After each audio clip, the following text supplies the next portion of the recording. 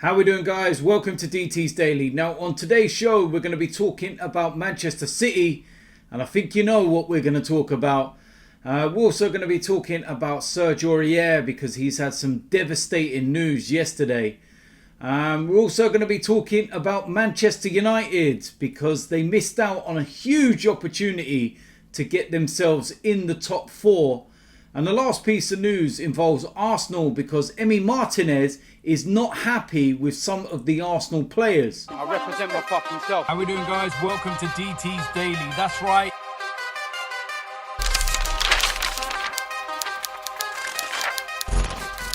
So the first place we're going to start is Manchester City, and the decision was made yesterday about their European ban. And I thought they were not going to get it overturned. They might get it knocked down to 1 year, but not overturned. But guess what? They've had it overturned. Unbelievable.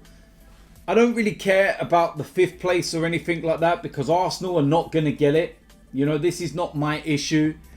This is just an absolute farce. And it just basically means that financial fair play, what's the point in having it?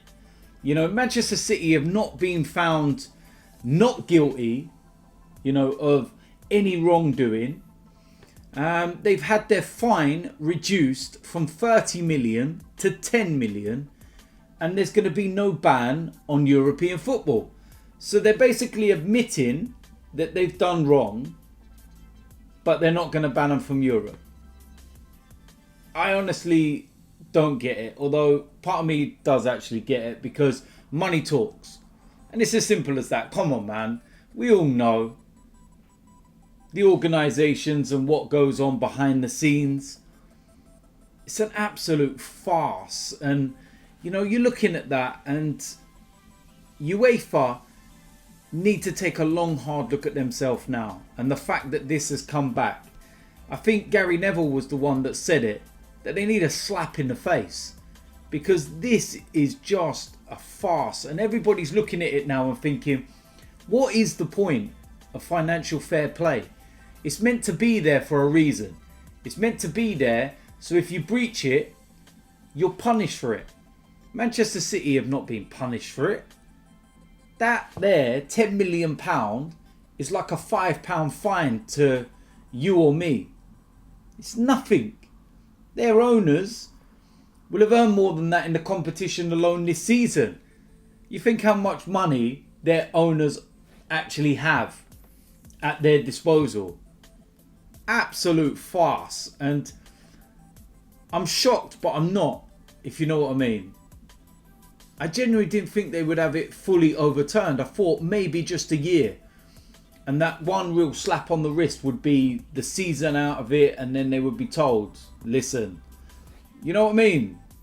But no, they're actually guilty. But yet, mind-blowing, man. Honest to God. And like I said, I'm surprised, but I'm not surprised. And I think that's the feeling that I get from the majority of people when this result was, read out. You just knew it was coming. Absolute joke in my opinion. So now it is the top 4 and only 3rd or 4th place, along with Manchester City and Liverpool, will get you into the Champions League. Next piece of news involves Tottenham's Serge Aurier. Devastating news. And that is that his brother has died in the early hours of yesterday morning. And from the reports, it looks like that he was shot outside a nightclub in France. And Tottenham have confirmed the reports in a statement by saying that the club is deeply saddened to confirm media reports that Serge Aurier's brother has passed away in the early hours of this morning. We are supporting Serge at this difficult time, and we ask that the privacy of the player and his family is respected. Everybody at the club sends their sincerest condolences to Serge and his family. Our thoughts are with them all. And I just look at that and I just think, wow, unbelievable, man. I've lost my brother. I know exactly how he's feeling, and it's absolutely devastating. You just, I just can't even describe it, man. Unless you've lost a sibling, close family member. It's shattering. It's just so shattering. And, you know, rivalries aside and everything else, I don't care that he plays for Tottenham or anything else. You know, this is about Serge Aurier, the human being, you know, and a family that's had somebody taken away from them. For whatever reasons, you know, we don't know.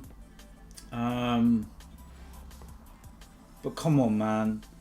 I honestly don't know what to say to it. I can only just, you know, send my condolences and, you know, hope that he, you know, finds the strength from somewhere with his family to pull through the other side of this, because it's difficult, very difficult, and it hurts even thinking about it now, because it just makes me feel cold inside that, you know, what he must be going through at the moment, him and his family, and it's just devastating. And yeah, not great news at all, and I wish my best to Serge Aurier and his family. Next piece of news involves Manchester United, and they had a massive chance to climb into the top 4. They would have gone third, and they blew it. The moment Manchester United fans start getting cocky, and the moment Manchester United fans start singing Ollie's at the wheel again, looks like that car's crashed.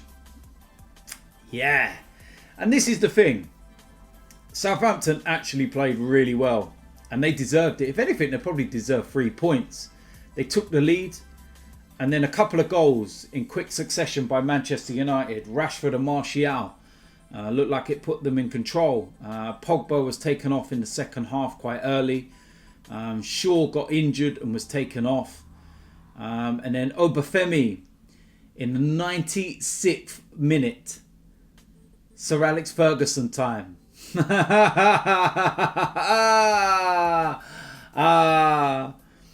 And yes, I am shameless. Yes, Arsenal are 9th in the league. And yeah, I shouldn't really be laughing, but I am. 52.4% possession for Southampton. 9 shots, 5 on target. More than Manchester United. And they fully deserved it. Minimum draw. Should have probably got the victory. And Manchester United, they are now not in the top 4 on goal difference behind Leicester. 3 games to go, and last game of the season, of course, is Leicester against Manchester United. That could be one hell of a game, a Champions League showdown. But given the fact that this was at Old Trafford, this is 2 points dropped for Manchester United. And for everybody that's wondering why I'm laughing so much, I'll tell you why I'm laughing so much. Because in recent weeks, all we've had to deal with is Manchester United fans getting so cocky, so ahead of themselves. You know, I don't mind Liverpool fans being cocky. I don't mind Liverpool fans bantering us until the cows come home. They've just won the Premier League. They deserve to banter everybody. But Manchester United, you ain't got no right bantering anybody. How dare you think that you can banter people as though you're world beaters, as though this is a team that's won the league under Sir Alex Ferguson. Are you mad? You've still got a bang average team. You know, the moment Pogba don't turn up or Bruno gets snuffed out, that's it. Ollie's crashing at the wheel. It's the way it is all the time. And that's the thing that's really annoyed me about Manchester United fans. You can have banter and everything else, but they've genuinely been behaving as though they are world beaters. I've seen some quotes talking about how they're the best team in Europe in 2020. You know, making out that they're achieving wonderful things at the club. You are 5th. You are fighting for a place in the Champions League. Remember when Arsenal used to do that every season and fight for a top 4 place, and you used to mock us? You're now setting your targets in the same breath as the targets that you used to mock everybody about. How the mighty have fallen. And that's why I laugh. Because you're not that special. You know, maybe laughing at teams like Arsenal or Spurs or whoever's losing at the time makes you feel better about your inadequacies this season. Don't worry about being 9 points ahead of Arsenal or whatever it is. Worry about being 30 odd points or whatever it is behind Liverpool. Or 20 odd points plus behind Manchester City. Those are your two biggest rivals. And you're more worried about what Arsenal are doing in ninth and how many points you're ahead of them. Because it makes you feel better about how shit you really are. And how inadequate your season's really been. So, yeah, I will sit here and be shameless. And I will laugh because I think it's fucking hilarious. It's about time that some of you Manchester United fans were brought back down a peg or two. Humble yourselves. I hope you learn now. I hope you learn. Now, last piece of news involves Arsenal and Emi Martinez. And this is pretty short and sweet. And he's not too happy with the performances of some of the players in that defeat to Spurs. And he's gone on to say that we didn't start like the manager wanted. We were giving the ball away for no reason. As time was going on, we started playing well. We controlled the midfield and then we outplayed them. I feel sorry for the supporters because we know what it means for them.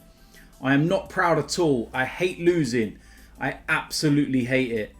I know what it means to supporters. We made two silly mistakes with the goals and we have gave them two chances. It is what it is. We completely outplayed them in the second half. When we play that well, we need to score goals. I thought we created chances, but not enough to score. Oba had a great chance and then Hugo Lloris made a great save. We have to put them in. Pretty straightforward. And do you know what? It mirrors pretty much the same kind of thoughts that the fans are thinking and feeling. You know, that we had a lot of possession and we'd done a lot of good things, but there was no real cutting edge. And that's what we're missing at the club. Someone in that midfield that can give us that little bit extra. Somebody that can put the ball in the net ultimately. When the likes of Lacazette or Oba or whoever the strikers or wingers might be are not firing or not getting it in the net. That's what we need. But we've been missing that all season. We haven't had a midfield goal scorer. I think Joe Willock is actually our highest scoring midfielder this season. That says it all. It's a young boy that hardly plays. Come on, man. We know where the problems are. And it's good that Emi Martinez realises this and comes out and says it as it is. So I like that. So there we go for today's DT's Daily. As usual, in the comment section, let me know what you think about today's topics, especially that Manchester City one. Are you surprised? I'm not. Also, Manchester United. Any of your fans want to have a little pop at me? Humble yourselves, yeah? And also, Arsenal fans, what Emi Martinez says. You know, do you agree? I do, most definitely. So, yeah, listen, what can we expect later on today? There's going to be the preview to tomorrow's game against Liverpool. Then, of course, there will be player ratings and the usual DT's Daily and everything else. And we're getting towards the end of the season, but from what I'm hearing, probably only going to have about 4 weeks off before next season starts already. So everything's coming thick and fast. If you're new around here, make sure you hit the subscribe button. Make sure you smash a like on this video. And I will see you lot soon. I'm out of here.